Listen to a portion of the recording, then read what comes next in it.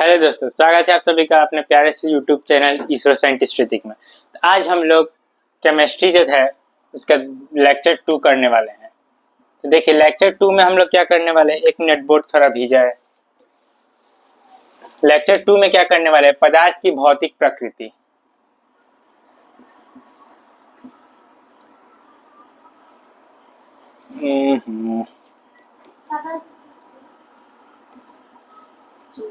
पदार्थ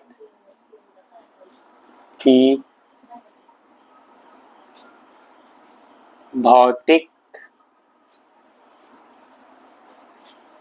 प्रकृति। तो पदार्थ की भौतिक प्रकृति में सबसे पहले है कि पदार्थ कणों का बना होता है। पहला है पदार्थ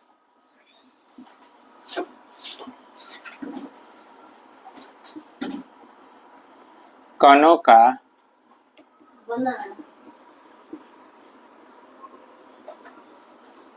बना होता है।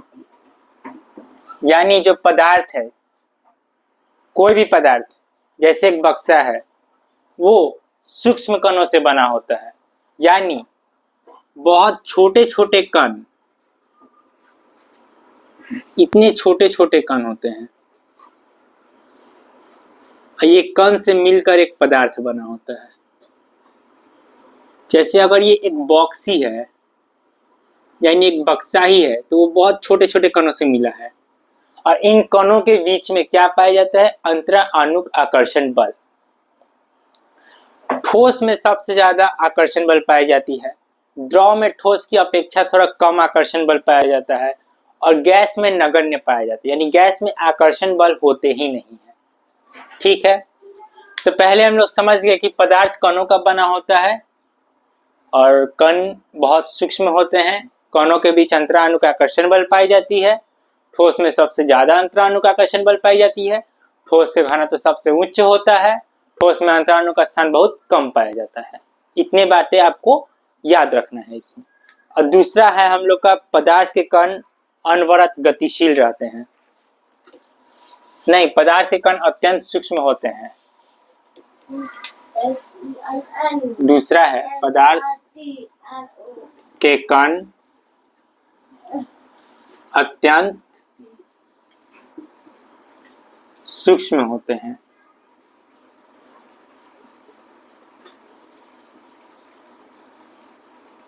यानी मैंने इसे पहले ही वाले डेफिनेशन में बता दिया है कि पदार्थ के कण बहुत छोटे छोटे होते हैं।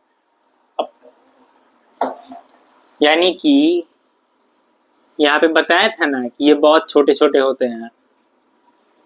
इतने छोटे छोटे होते हैं कि इन्हें नंगी आंखों से नहीं देखा जा सकता है।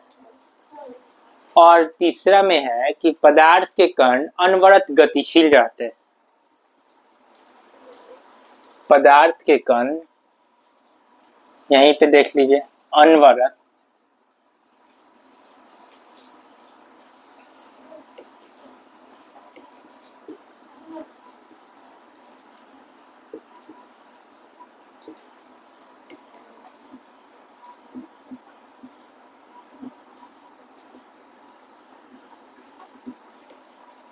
पदार्थ के कण अनवरत गतिशील होते हैं।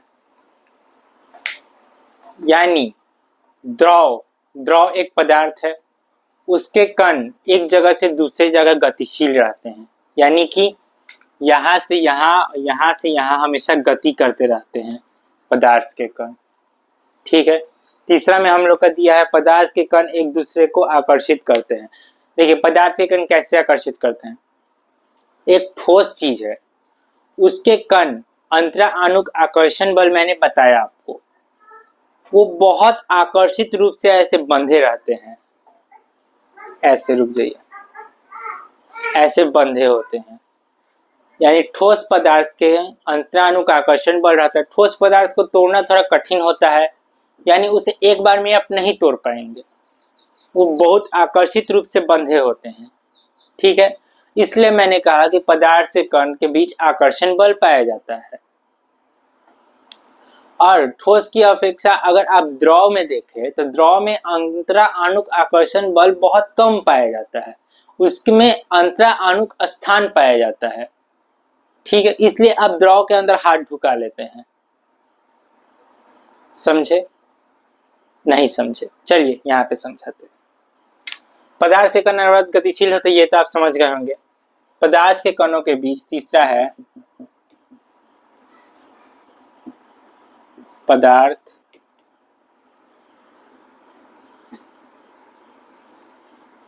के कणों के बीच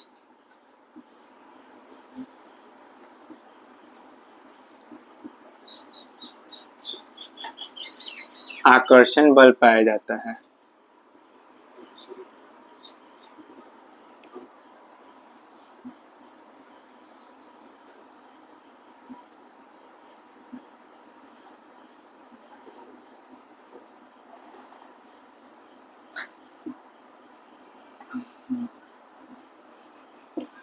पदार्थ के कणों के बीच आकर्षण बल पाया जाता है। जैसे कि ये एक ठोस पदार्थ है। ये क्या है? एक ठोस पदार्थ है। अब इनके बीच कण पाया जाता होगा छोटा छोटा। अब इन कणों के बीच रिक्त स्थान पाए ही नहीं जाते। ये कण एक दूसरे में बंधे होते। जैसे ही इसका अगर कण को निकाले तो ये दोनों एक बल के द्वारा बंधे होते हैं, जिसे हम लोग कहते हैं अंतरा अणुक आकर्षण बल। अंतरा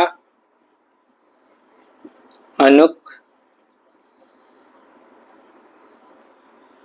आकर्षण बल। इसी बल के द्वारा ये दोनों एक दूसरे से जुटे हुए हैं। ठीक है। और इसमें एक और है कि पदार्थ के कणों के बीच रिक्त स्थान पाई जाती है। यहीं पे मैं कर देता हूँ, ज्यादा लिखना नहीं पड़ेगा। इसे 3 के जगह 4 मान लीजिए। तीसरा वाला आप समझ गए हैं। पदार्थ के कणों के बीच एक आकर्षण, पदार्थ के कणों के बीच एक स्थान पाया जाता है। ये लास्ट है। इसे हम लोग अंतरा अणुक स्थान कहते हैं। जैसे एक द्रव है, द्रव के बीच में ऐसे ऐसे होता है, एक यहाँ एक यहाँ एक यहाँ। ये जो द्रव के बीच में एक स्थान मिल रहा है हम लोगों को, इसे ही हम लोग कहते हैं अंतरा अणुक स्थान। अंतरा अणुक स्थान।